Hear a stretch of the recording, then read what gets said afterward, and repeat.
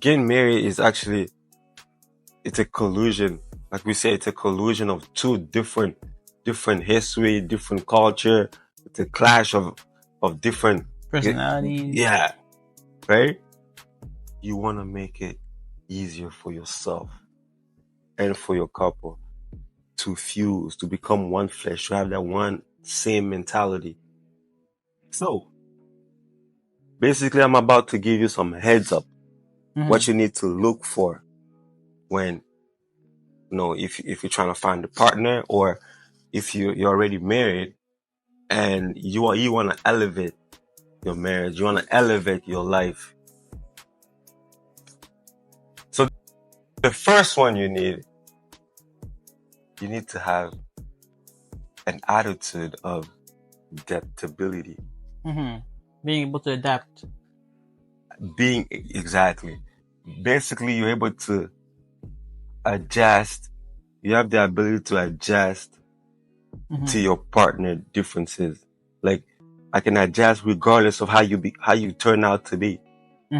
Like, when I met you, one thing I liked about you, it was the fact that I could see that, you're able to ride with me whenever. Like, doesn't matter who I am, you would take me the way I am. I sense that in you. I sense that you had the ability to adapt, to adjust to me, to my way of being, to my culture, to my mentality, right? So when you're about to get married, when you're about to get a partner, a lifelong partner,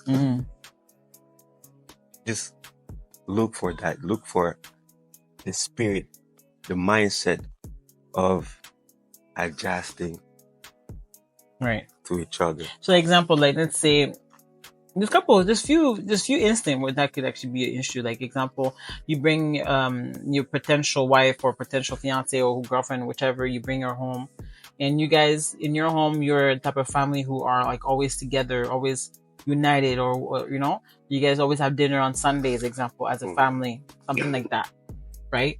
And then you meet this girl, and then she's not willing to kind of go ahead with your flow, go on Sunday dinners with you, or she doesn't like being with your family, right?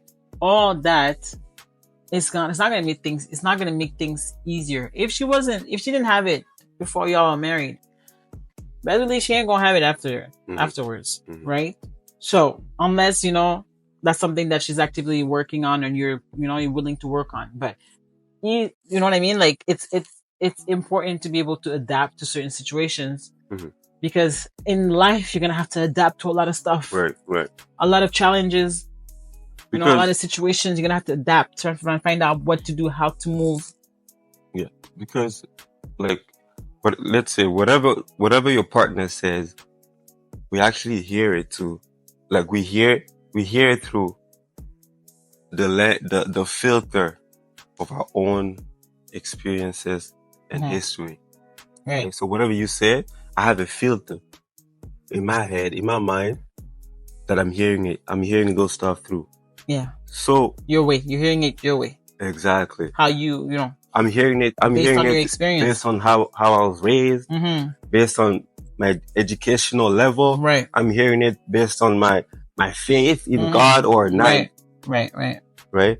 So understanding that and adjusting to it requires time and patience to adjust to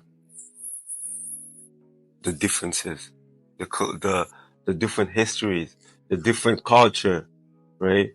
When you understand that and you and you adjust to it,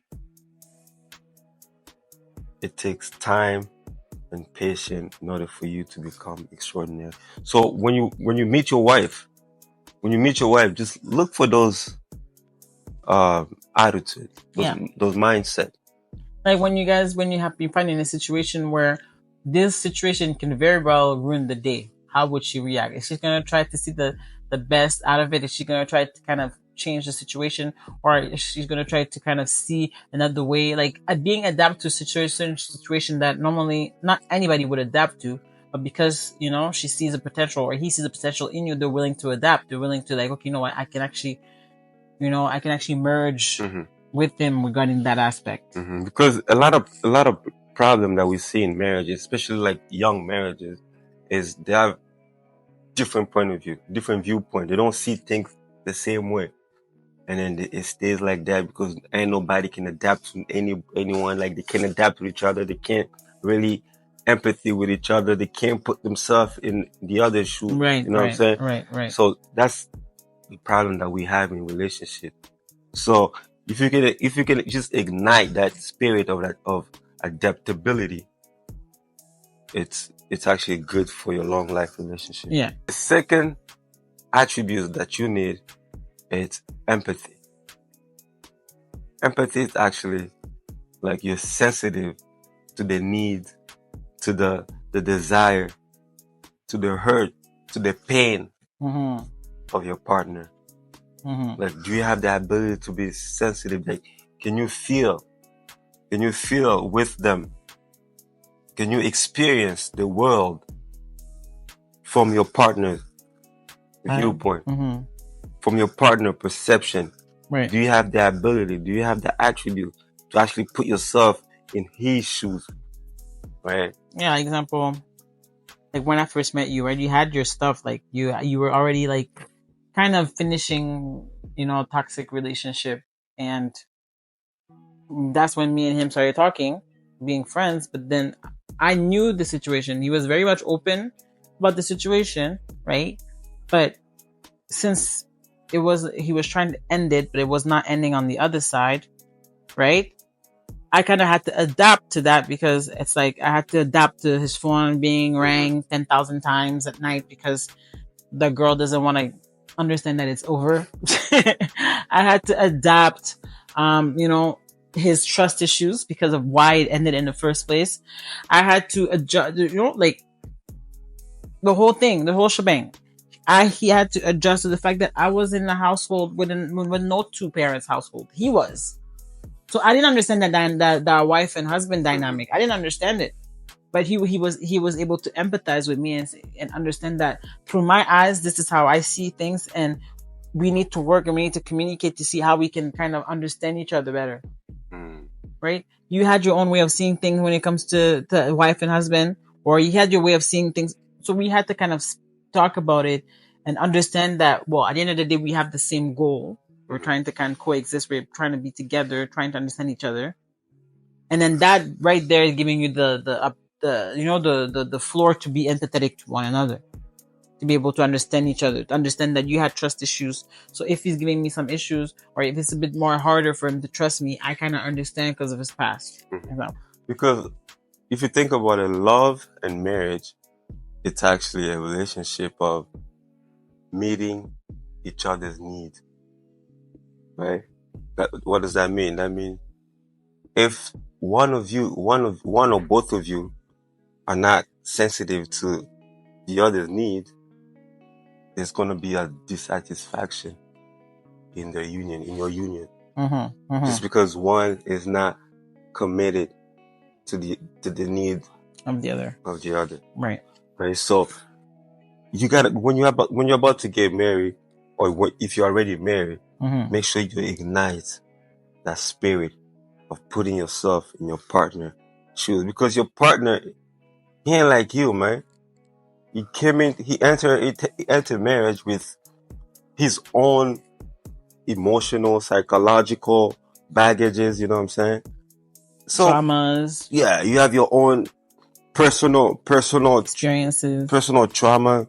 You have your physical or emotional or sexual, abuse. You have all of that. Childhood. Right? You gotta be patient with that person. See the world through his experiences. And that's where love comes in, right? It kind of all comes in together. Even the love, foundation of love, right? The foundation of love is being patient, being kind, being unself-fulfilling, self-seeking. All that plays a role in that aspect that you mentioned, which is the empathy, right? Because love comes in, you're patient, you understand, you know what, she comes with this, he comes with that, but I love them. Because remember, the purpose of marriage is for us to fuse, to become one flesh. so we can rule over the earth. So to make it easier for you guys to fuse, you need to ignite those qualities that you have in you already. Right.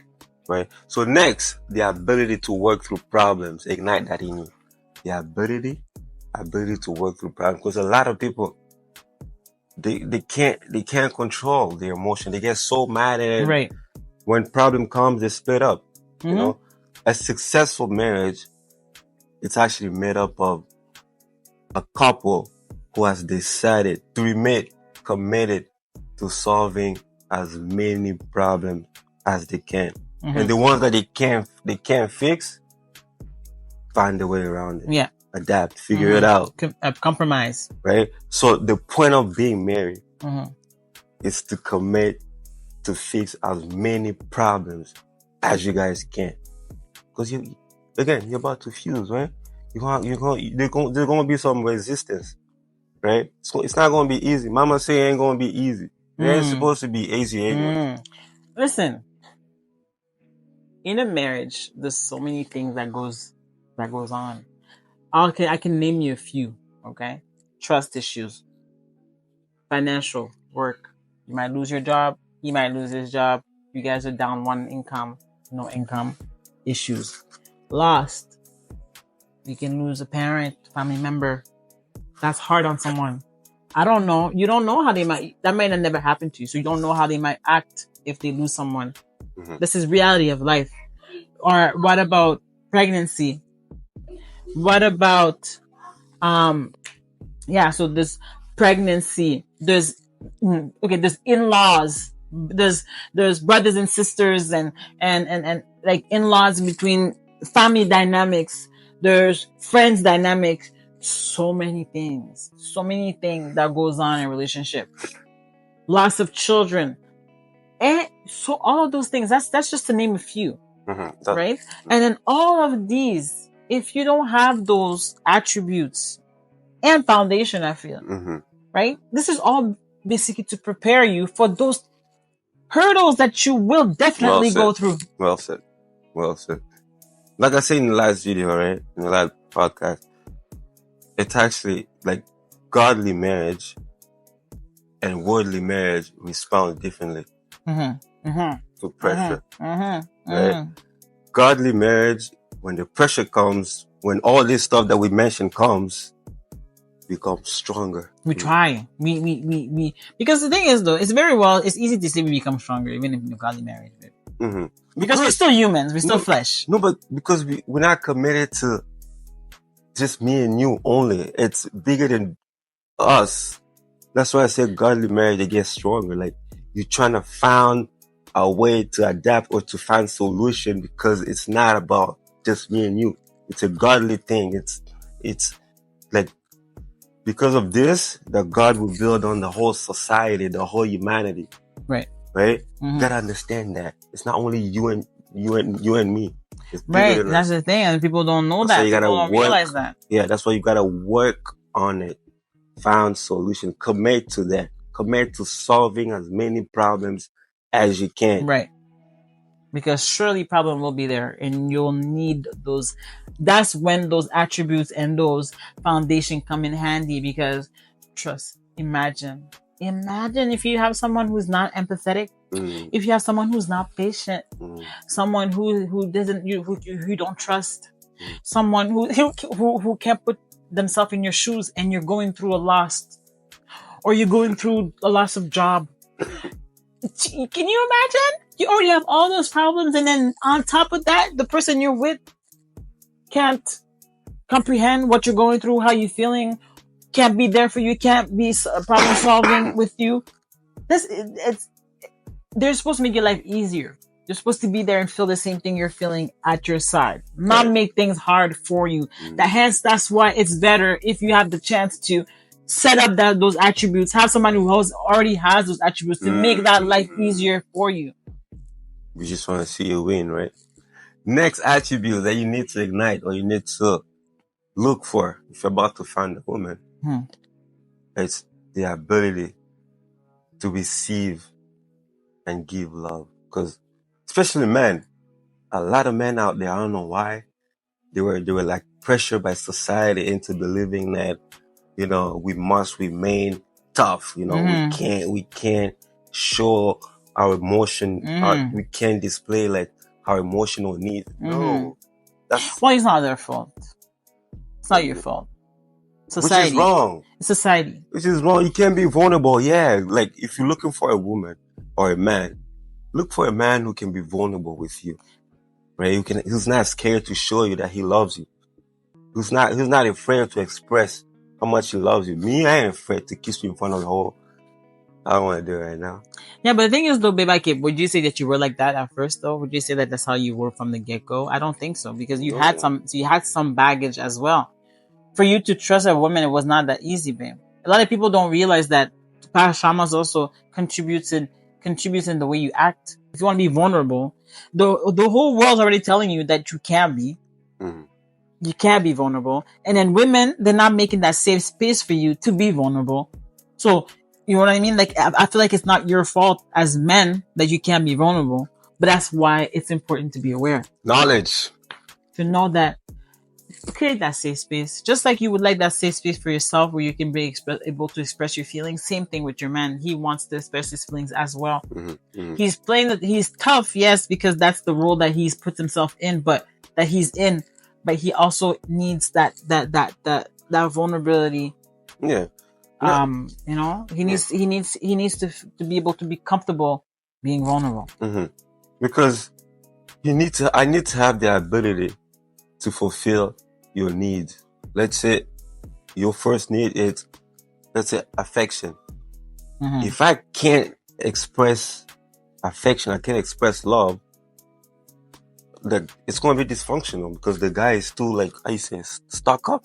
Mm-hmm. You can't really express your love, express your feeling, your romance. Or you can't do that because society told you. Or your childhood. Exactly. Like your parents, they never, like some household, they don't tell each other they love each other.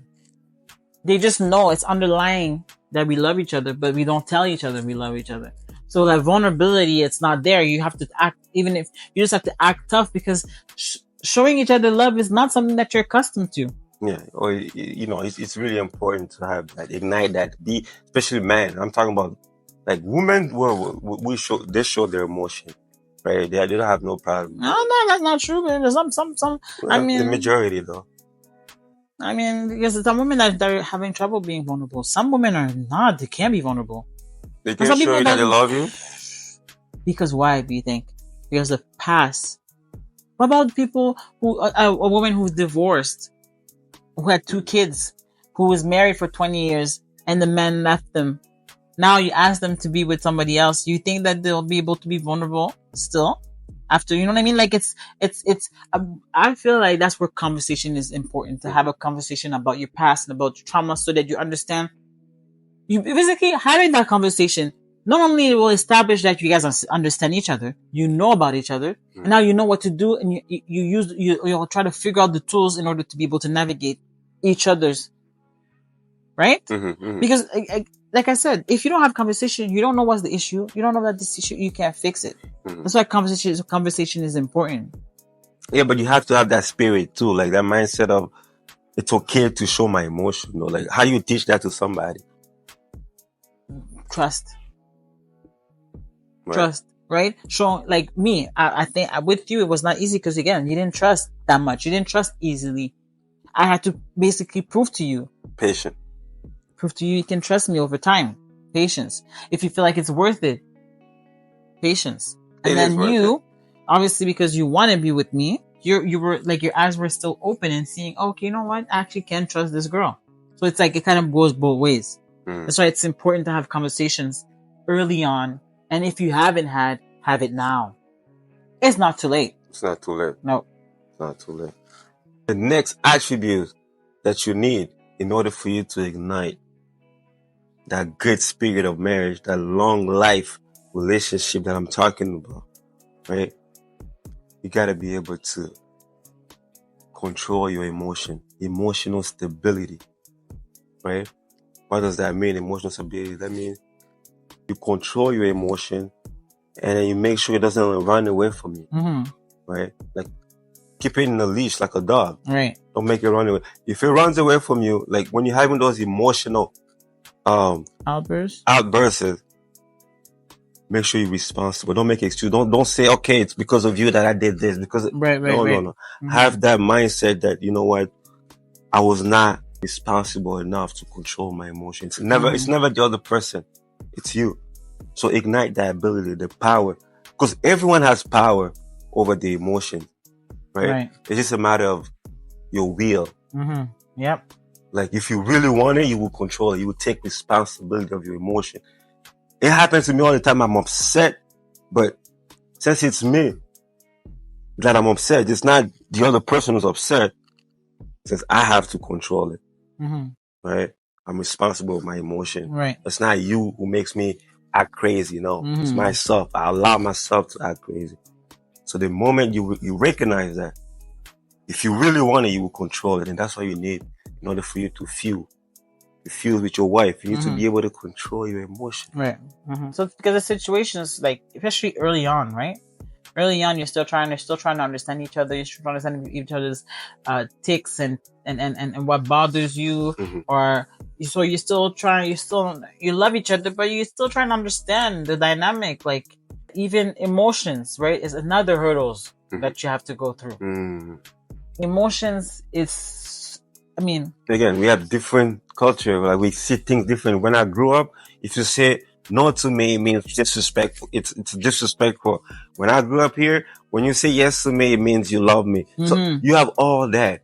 It creates problems. Right. So if you have that base of controlling your emotion, you know how to control your emotion. Right. You're actually setting up yourself for an extraordinary union. Right. Right. You got anything to say? No, I mean, like, just emotions overall, just like, you know, okay, me and my household, like an example, me and my household, the way the dynamic in our household when I was at home with my parents, that when we talk to each other, we talk with passion, right? It seems like we're screaming. I mean, shoot, we could be screaming, right? But we talk because there's a lot of passion, there's a lot of emotions involved. Okay, that's how it was. And then we talk it out, we get upset, we don't insult each other, we don't degrade each other, we just express each other, but we're with passion. Okay, and then after that, the next minute, once that's done, the next minute we're fine. But now with him, I ain't like that. That's what I came in with. I came in with what I grew up with. It's like, we talk it out. We have to yell. We yell. But then after that, it's done. We're done. We still love each other. We family. We're going to be okay. It should be like that. But the thing is, though, at first, that's not how you saw things. I mean, it shouldn't be like that in certain aspects. Like, we shouldn't be screaming at each other. For that. But what I'm saying is that I came in with, like, when me and him would have issues, if he would call me any names, it triggered me. Because what? Because when I was at home, there was no such thing. But the thing is, when I would yell and talk while yelling, he didn't understand that, because it was like, why are you yelling? You're disrespectful. For me, it's like, no, I'm not yelling. I'm just passionate. And then I'm just passionate. And then she's like, no. So it's like, we don't understand. And for me, it's like, when he used to get upset, I mean, shoot. Sometimes your words would go out there. And then for me, it was like, in my household, that's not how it is. Like, those words don't come out. And then, like, if I really took it to her like that, then maybe me and you wouldn't have lasted, because I'm like, I can't take that. I didn't grow up with that. And you were patient with me. I have my mentality that was from the street that I did not like, right? You know, those bullshit that I'm talking about, I suffer from that too, right? All right. So when you understand that you actually need to control your emotion, because I knew you. Right? I kind of understood you. I kind of understood how you were. I knew you real. I knew you for real. So everything, all the other things that came with it, I knew that we could work through it. Hence what you said, somebody who's able to work through issues is important, right? I'm like, you know what? Yes, we don't see eye to eye on this, but we can work it out, because I see it. Like, I know who you are, and then over time, somehow it's gonna get better. know what I mean? So that even the aspect of wanting to stick around and still figure it out. Like I said, it's figuring it out. People always think that, okay, well, you know what? The next thing that I don't like, I'm leaving. That's your goal, that you get into marriage to leave after you can't take it no more. That's not marriage. That's the opposite. Because the next relationship, there's something that you ain't gonna like as well. Nobody is perfect. So it's just basically choose your imperfect, like I said last and time, try to make it perfect. like in I the said last imperfection. time, with two imperfect people Exactly. committing themselves to a perfect institution, which is godly institution, by making perfect vows from an unperfect lips before a perfect God. So you believe that marriage is from God. Me and you are not perfect. We come with all of our emotional, psychological baggage. Right. We come with all that to be perfect in front of God through marriage. Through that institution that God established himself. So you need to be able to control your emotion, be patient with each other, adapt to each other, adjust to each other, empathy with each other, feel the world, experience the world as she is experiencing it. And guarantee, what we're saying, we're not just saying it just to say it. Guarantee, if you do exactly, or if you incorporate all the things that we said, your relationship will be better. Or your future marriage will have the set foundation it needs to sustain everything that marriage comes with. So there's two more. Before the last one, you gotta be able to communicate. Like the ability to communicate. Because if you think about it, communication can actually destroy or strengthen the relationship. It's communication. So intimacy and bonding and fusing, it's actually a result of an effective communication. So if you want to fix your marriage, you have to be able to communicate in a way that your partner fully understands you. Your partner can fully put herself in what you're saying, in your world, to experience your world. It's like ignite that ability to communicate with your wife. Right. Your intention, your feelings needs to be communicated. That's something I struggle with.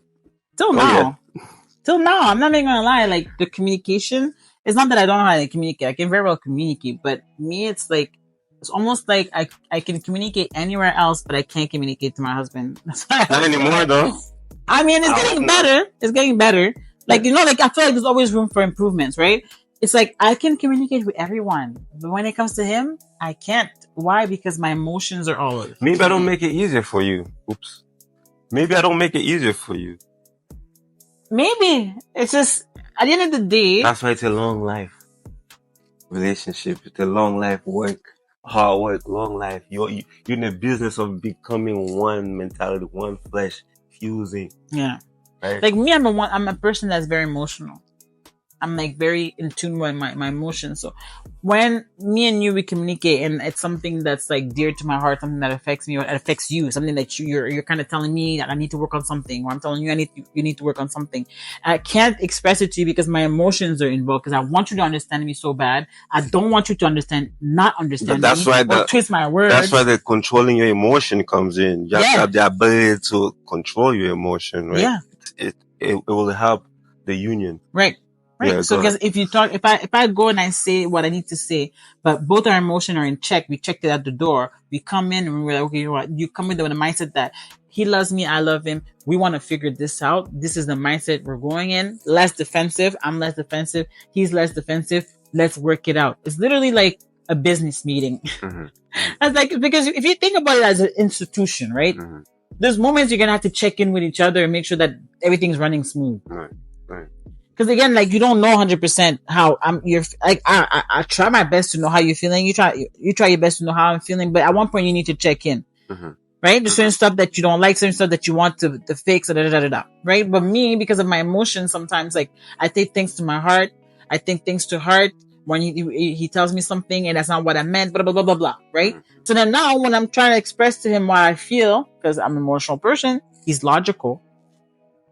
That's what I noticed. I'm emotional, so my emotions is like it's not logical, and his logic is not emotional. So you got to see, like, we had to work with that. Well said. We had to work. Him, it's like 2 plus 2 equals 4. And me, it's like, well, if 2 feels sad and then the other 2 is, then it's not 4. Like, it's, for me, it's emotions, right? And then we learn over time that he knows that I'm emotional and I know that he's more logical. So we work on that. I try to communicate in a way that he understands. Effective communication, so I can fully understand your intention, your feeling, your plan, your purpose. And it all starts with willing. Both of us willing to understand each other and being patient. All those aspects that we talked about. Right. I'll call it all falls in. If you think about it, all falls into place somehow. Basically. Yeah. Right. You need all of that to have a good foundation in your relationship. To have a lifelong relationship of love, of patience, of faithfulness, of all the goodies. Right? Yeah. It takes time. The last one, you're actually looking for similarities in your partner. So you're actually looking for common. Because think about it, every marriage, it's actually a joining of 2 different people. Right? But those 2 different people, their goal is to become one flesh. Right? So the easier you are, the better it is. Right. For that union. Yeah. Right, go ahead. No, I was just going to add something, but... Right, the better it is for that union. So I need to see some common ground in you. I need to see some common interests, common hobbies, common faith. We gotta have the same. That's important. We gotta have the same faith. You gotta believe in God, because I can't marry you. Listen to this. I can't marry you if you don't believe in God. If you don't believe in God now, and I tell myself I'm about to, I'll marry you still, and I get married with you, there's nothing that'll make you change after. Maybe, you never know. It's just like it's not recommended.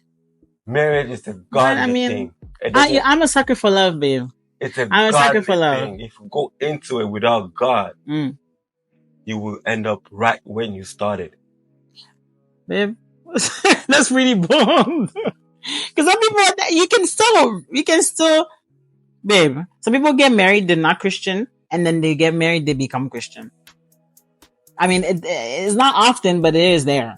But you have to, I like to give hope. Yeah, I'm a sucker for love, right? I'm a sucker for love. When you believe in God, everything changes. You're born again. Right. You're a new person. You're a new spirit. So everything that's happening in your life, the minute you're born again, right, it's brand new. Right. So your marriage is brand new. It's refreshed. Right.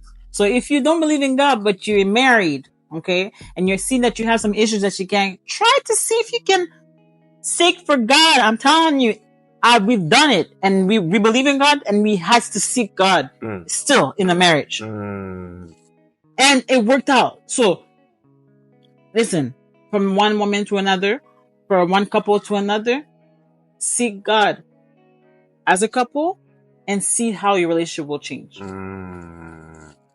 At the end of the day, right? They say opposite attracts, yes, but similarities keeps you together.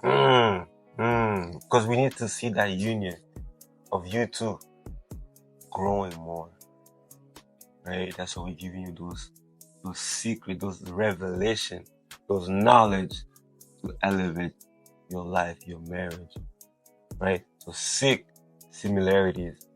If you don't have it, if you don't have things in common with your husband, just pay attention to what he likes and become like him. And same thing for the man. It's a union. It's a family. And we basically entangled in everything that we do. So let's say, me and my husband, I'm entangled in things that he does. He's entangled in things that I do. And even the children, if you think about it, we entangle the things that they do. We bring them to soccer. We bring them to tutoring. We are entangled together, right? It's a union. We are like he says, we're fused together. So we basically, we merge together. We have an institution that we have to run. So we have to take care of one another to be able to sustain what we have going on as a home and as a family. So that's why this is the whole purpose, is that let's go back to the fundamentals of everything, right? Because sometimes we get lost. We get lost in the world. We get lost in distractions. We don't realize what's the core. The core is that me and you, number one first. We started together first. So we are the found, as much as we needed foundations in order for us to keep us together, we are also becoming a foundation as well for our family and our home. We are. We're not becoming. We are the foundation of the home. Like the success of my son depends on my union with you. Exactly. Never forget. And then that. when you decided to start a family, I'm pretty sure that you had a vision of how you wanted it to be. Like, again, like I always say, envision how you want your relationship to be, envision how you want your marriage to be, and make it happen. With all the foundation that you've said, all the attributes that you need before marriage, all that are the key components to incorporate in either your relationship right now, in your future marriage. Incorporate it and let us know how it goes. And then remember, the diamond dynamic, pressure, heat, long extended period of time will give you an extraordinary element like diamond. And the last thing I would actually say as well is the very thing that is meant to break you is exactly what you need to stay together. Problems. That's a revelation, right?